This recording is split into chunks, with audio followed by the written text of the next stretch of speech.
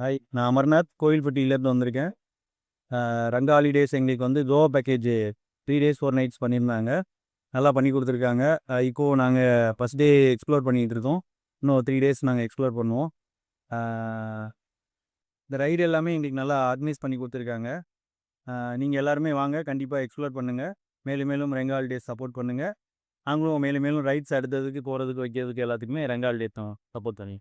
Thank you.